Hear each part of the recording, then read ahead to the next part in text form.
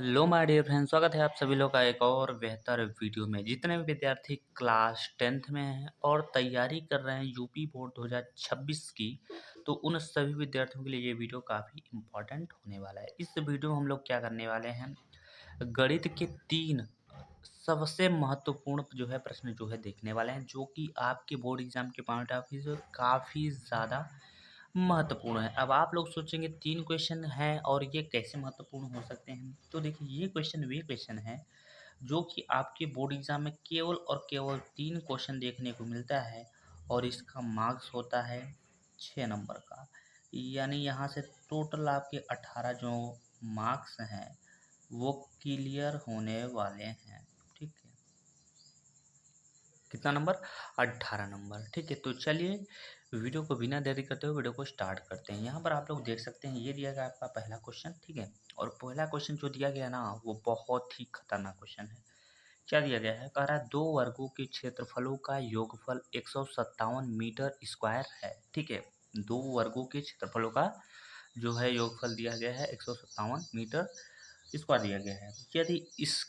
यदि इनके परिमापों का योगफल 68 मीटर हो तो दोनों वर्गों की भुजाएं ज्ञात कीजिए। ये है आपका सवाल। तो सवाल को हल करने से पहले सबसे पहले हमारा काम क्या होता है? सॉल्व या फिर हल लिखना। ठीक है, तो हम लिख लेते हैं यहाँ पर सॉल्व। ठीक है, सबसे पहले इन्होंने बात किया है 2 वर्ग। ठीक है, तो हम क्या करते हैं, 2 वर्ग छोटे छोटे बना लेते हैं समझने के लिए। तो मान लेते हैं भाई, ये हमारा ए वर्ग हो गया, इसका हम नाम देते हैं ए। और ये हो गया हमारा दूसरा वर्ग, दूसरा वाला वर्ग। ठीक है, जिसका हम नाम दे देते हैं बी। ठीक, नाम हो गया। अब नाम जब हो गया तो भाई आगे क्या करिएगा उसको समझते हैं। तो अब आपको लिखना होगा क्या? ठीक है, क्या लिखना होगा? माना। ठीक है, माना ए वर्ग की भुजा, माना ए वर्ग की भुजा, इसको हम क्या मान लेते हैं? तो एक्स मीटर मान लेते हैं। ठीक है, एक्स मीटर, ये हो गया। माना ए वर्ग की भुजा क्या हो जाएगी? X metre. और तथा मान लीजिए यहाँ पर, तथा बी वर्ग, बी वर्ग की भुजा, बी वर्ग की भुजा आप मान लीजिए यहाँ से क्या? Y metre.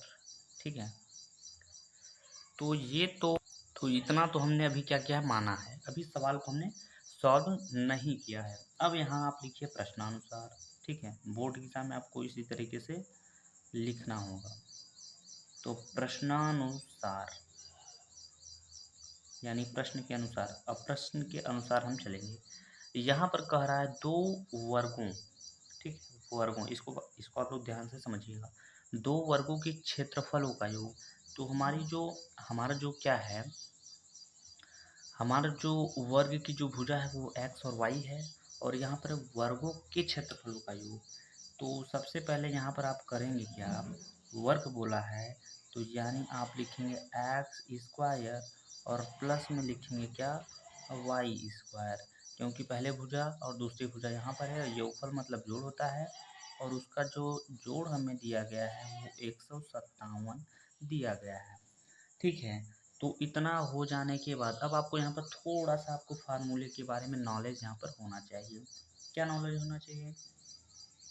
तो जैसे कि मान लीजिए यहाँ पर एक लाइन खींच लेते हैं हम लोग। ठीक है, वर्ग का वर्ग का परिमाप,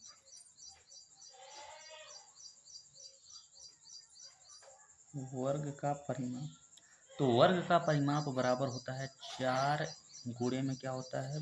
भुजा होता है। ठीक है, एक फार्मूला यहाँ से और लिखिएगा क्या? वर्ग का क्षेत्रफल बराबर में क्या होता है, भुजा का स्क्वायर, ठीक है। क्या होता है, तो भुजा का स्क्वायर होता है, ये इसका फार्मूला होता है। इसको आप, ये बेसिक चीज़ है, ये आपको पता होना चाहिए, ठीक है। तो आगे हमारा सवाल में यही बोला है, यदि इनके परिमापों का योगफल 68 हो तो वर्ग का परिमाप बराबर क्या होता है, 4 इंटू भुजा। भुजा हमने माना है एक्स और वाई माना है, और जब आप गुणा करते हैं यहाँ से तो आपका यहाँ से हो जाएगा क्या, ये हो जाएगा आपका 4 एक्स हो जाएगा, योगफल मतलब जो होता है, और दूसरा हो जाएगा आपका 4 वाई हो जाएगा, ठीक है। और बराबर में कितना दिया गया है, तो 68 दिया गया। तो यहाँ पर आप नोट कर लीजिएगा, बराबर में हमें 68 दिया गया है भाई। तो जब 68 दिया गया है, अब यहाँ पर अगर आप ध्यान से समझेंगे, ध्यान से समझेंगे तो हमें 4 कॉमन दिखाई दे रहा है। तो यहाँ पर हम लोग क्या करते हैं, 4 को हम निकाल लेते हैं बाहर। तो यहाँ पर हमारा x और प्लस में y और इक्वल टू में आपका यहाँ पर क्या बचेगा, तो 68 बचेगा। अब 4 को हम नीचे भेज देते हैं, तो ये हो जाएगा आपका x और प्लस में y इक्वल टू में हो जाएगा 68/4 हो जाएगा। और इस तरीके से जो आपका मान निकल के आएगा वो x plus Y equal to में निकल के आएगा क्या, 17। इसको आप बना लीजिए आप समीकरण नंबर फर्स्ट, इसको आप बना सकते हैं समीकरण नंबर सेकंड बना सकते हैं। तो आई होप आप सभी को इतना तो क्लियर हो गया होगा। अब इतना क्लियर हो जाने के बाद अब हमें क्योंकि भुजा का मान निकालना है, तो हम क्या कर सकते हैं, या तो यहाँ पर हम x का मान निकाल के x की वैल्यू इसमें रखते हैं, एक ये नियम है, ठीक है, एक ये नियम आप कर सकते हैं। चलिए इसी नियम से हम लोग सॉल्व करते हैं ताकि आपको समझ में भी आए। तो हम क्या करेंगे, यहाँ से हम x का मान निकालेंगे। तो देखिए, तो आपका हो जाएगा यहाँ पर x बराबर 17, ये y को पंचांतर करेंगे तो ये हो जाएगा माइनस। तो यहाँ पर हमें x का मान पता चल गया। अब x का मान हम रख देंगे समीकरण नंबर 1 में। तो यहाँ पर आप लिख भी सकते हैं, आप ऐसे लिखिएगा, x का मान समीकरण नंबर 1 में रखने पर। अब हम समीकरण नंबर 1 को यहाँ पर नोट करते हैं। सबसे पहले यहाँ पर लिखा है x, तो x के स्थान पे हम क्या लिखेंगे, यहाँ पे एक बार नोट कर लेते हैं ताकि आपको समझ में आए, ठीक है। तो यहाँ पर हो जाएगा एक्स स्क्वायर और प्लस में हो जाएगा आपका वाई स्क्वायर इक्वल टू में क्या हो जाएगा 157 यहाँ पर हो जाएगा। एक्स का मान हम रखेंगे तो यहाँ पर कितना हो जाएगा 17 माइनस में हो जाएगा आपका वाई, और इसका हो जाएगा होल स्क्वायर प्लस में यहाँ पर हो जाएगा वाई स्क्वायर इक्वल टू में हो जाएगा कितना 157 हो जाएगा, ठीक। अब इसको आगे सॉल्व करेंगे तो यहाँ पर हो जाएगा क्या, ए स्क्वायर माइनस बी स्क्वायर का फार्मूला आप जानते होंगे क्या होता है, ए माइनस बी का होल स्क्वायर का जो फार्मूला होता है वो होता है ए स्क्वायर प्लस में होता है बी स्क्वायर माइनस में होता है 2ab, ये इसका फार्मूला होता है। ए स्क्वायर मतलब 17 का वर्ग, 17 का वर्ग कितना होता है 289 होता है, वर्ग आपको याद होना चाहिए। प्लस बी स्क्वायर का मतलब होता है वाई स्क्वायर, यानी वाई स्क्वायर तो वाई स्क्वायर रहेगा माइनस 2ab हो जाएगा, यानी 17 को गुणा 2 में करेंगे तो 17 गुना हो जाएगा 34, और y है तो साथ में y लिखेंगे, और प्लस में यहाँ पर हो जाएगा y का स्क्वायर 157 को आप पंचांतर कर लीजिए तो ये हो जाएगा माइनस में 157, और बराबर में कितना हो जाएगा, तो ये हो जाएगा आपका 0 हो जाएगा, ठीक है। तो अब क्या करिएगा, स्क्वायर वाले मान को हम पहले लिखते हैं वाई स्क्वायर, यहाँ भी वाई स्क्वायर यहाँ भी, तो यहाँ पर हो जाएगा आपका 2y स्क्वायर। अब माइनस इस वाले मान को लिखिए यानी कि 34y को, और प्लस में अब हम क्या करेंगे, यहाँ पर लिखेंगे 289 माइनस 157 इक्वल टू हो जाएगा 0, ठीक है। तो अब क्या करिए, लिखिए यहाँ पर 2y स्क्वायर माइनस में 34y प्लस, यहाँ पर 9 में से आप घटाइएगा, यहाँ सब समझिए, 2 में से 1 गया तो यहाँ पर 1 बचेगा, 3 में से 5 गया, सॉरी 8 में से 5 गया तो यहाँ पर 3 बचेगा, और 9 में से ये जाएगा 7 तो यहाँ 2 बचेगा, और इक्वल टू हो जाएगा 0। अब यहाँ से हम क्या कर सकते हैं, दो कॉमन निकाल सकते हैं। तो 2 जब यहाँ पर जाएगा तो 0 हो जाएगा, तो मिला के हम यहाँ ऐसे ये समझते हैं। 2 आपका यहाँ पर हो गया कॉमन, तो यहाँ पर आपका हो जाएगा वाई स्क्वायर, यहाँ पर 2 से काटेंगे 17 बार में कटेगा तो 17y, और 2 छंग 12, 2 छंग 12 66 बार में कटेगा इक्वल टू हो जाएगा यहाँ पर 0। अब इसको साइड में समझने की यहाँ पर कोशिश करते हैं। तो 2 चला जाएगा 0 के साथ तो पूरा 0 हो जाएगा। तो यहाँ पर आपका जो बचेगा तो बचेगा आपका y² माइनस में यहाँ पर 17y प्लस में 66 इक्वल टू में हो जाएगा 0। अब ये हो गया गुणनखंड। गुणनखंड आई होप आप सबको आता होगा। तो गुणनखंड में क्या होता है, y² माइनस, अगर हम क्या करते हैं 11 का गुणा, यानी लिखेंगे यहाँ पर 11y और माइनस में लिखेंगे क्या 6y और प्लस में हम लिख देंगे 66 इक्वल टू में हो जाएगा 0। जिसको भी गुणनखंड आता है वो आसानी से इस सवाल को कर सकता है। यहाँ पर हम कॉमन निकालेंगे y, तो यहाँ पर y माइनस में हो जाएगा 11, यहाँ पे 6 कॉमन है तो हम 6 को निकाल लेते हैं। तो यहाँ पर हो जाएगा y प्लस माइनस माइनस 11 बार में ये कट जाएगा, इक्वल टू में क्या हो जाएगा, तो 0 हो जाएगा। तो y माइनस में 11 ये एक ब्रैकेट में रहेगा, अगले ब्रैकेट में क्या हो जाएगा y माइनस में 6 इक्वल टू में क्या हो जाएगा 0। तो यहाँ से आपका y का जो मान है वो निकल के आया 1 निकलेगा 11, ठीक है, ये y का मान है। और यहाँ पर y माइनस में 6 इक्वल टू में हो जाएगा 0। तो y का मान यहाँ से कितना निकलेगा, आपका 6 निकलेगा। अगर यहाँ पे देखिए y का 2 मान है तो y का हम एक मान लेके चलते हैं। जैसे y का मान हम 6 लेंगे तो x का मान कैसे निकालेंगे। तो जो हमारा समीकरण नंबर 2 है उसमें हम क्या करेंगे, y का मान रख देंगे। तो लिखेंगे क्या, y का मान समीकरण नंबर 2 में रखने पर, ठीक है। तो समीकरण नंबर 2 हमारा क्या है, x और प्लस में ये वाला नोट कर लीजिए, x बराबर 17 माइनस में y। तो x बराबर हो जाएगा 17 को जो कहते हैं माइनस y का मान 6 हमने माना है, तो x बराबर कितना निकलेगा, 11 निकलेगा। और यही हो जाएगा आपके क्वेश्चन का करेक्ट आंसर। हमने x का मान निकाला है 11 और y का मान निकाला है क्या, 12। आप चाहे तो इसको भी रख सकते हैं, ठीक है। तो चलिए चलते हैं दूसरे क्वेश्चन की ओर। आई होप आप सभी लोग को ये क्वेश्चन समझ में आ गया होगा। तो यहाँ पर आप लोग देख सकते हो ये दिया गया आपका क्वेश्चन नंबर दूसरा, और क्वेश्चन नंबर दूसरा भी काफ़ी ज़्यादा महत्वपूर्ण क्वेश्चन है। कह रहा है क्या, पिता की उम्र पुत्र की उम्र की 7 गुनी है, ये समझिएगा 7 गुनी है। 2 वर्ष पहले पिता की उम्र, ठीक है, पुत्र की उम्र की 13 गुनी थी। दोनों की वर्तमान आयु ज्ञात कीजिए, यानी बताइए। तो सबसे पहले हम लोग क्या करते हैं, यहाँ पे लिखते हैं सॉल्व, ठीक है। सॉल्व लिखने के बाद अब यहाँ पे लिखेंगे क्या, माना, ठीक है, माना पिता की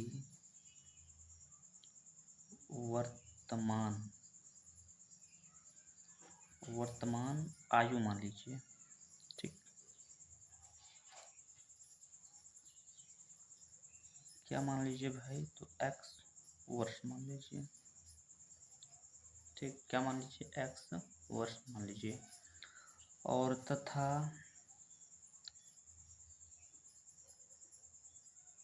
पुत्र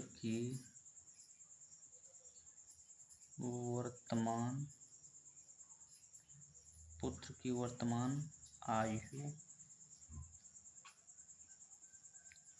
मान लीजिए आप क्या, y वर्ष मान लीजिए।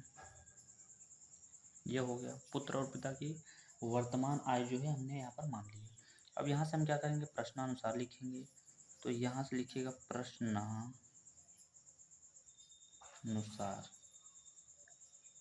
यानी प्रश्न के अनुसार अब हम क्या करेंगे, काम करेंगे।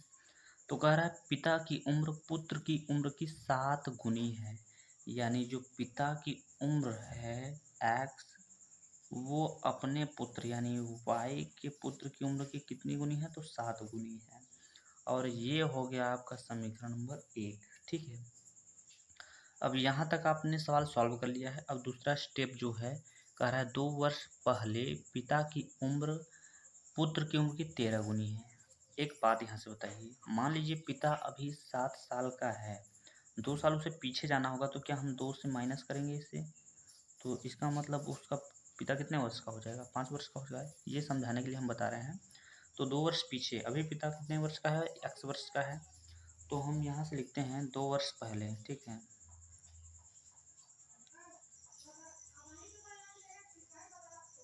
2 वर्ष पहले। तो 2 वर्ष जो पहले है वो पिता की आयु यहाँ से ज्ञात कर लेते हैं, केवल पिता लिखते हैं ना। तो 2 वर्ष पहले जब आप पिता की आयु की अगर बात करेंगे तो यहाँ पर हो जाएगा x माइनस में 2, ठीक है, x माइनस में 2 वर्ष। और उस समय पुत्र की आयु क्या होगी तब,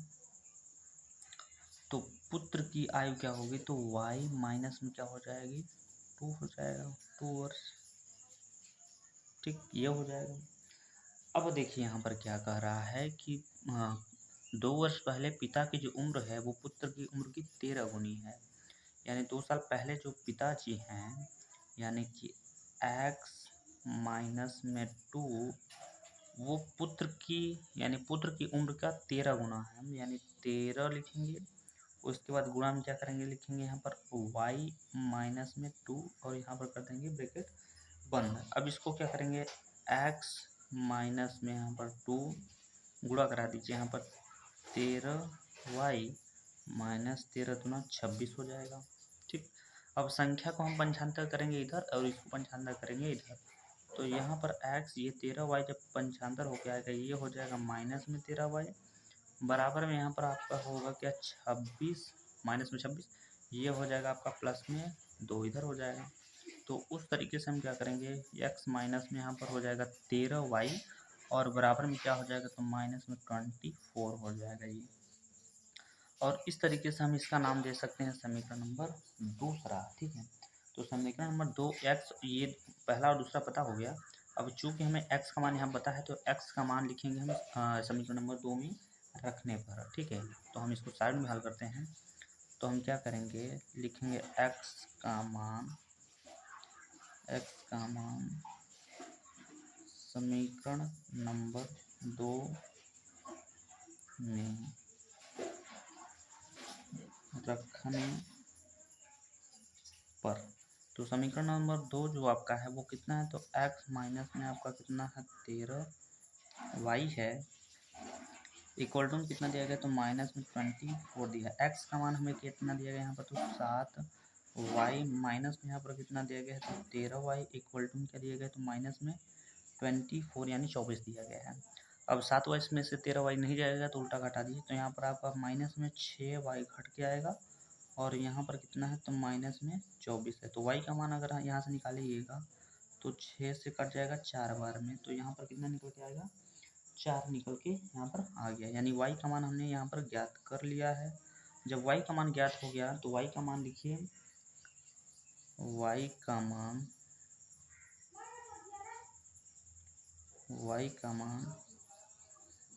ठीक है, समीकरण नंबर 1 में रखने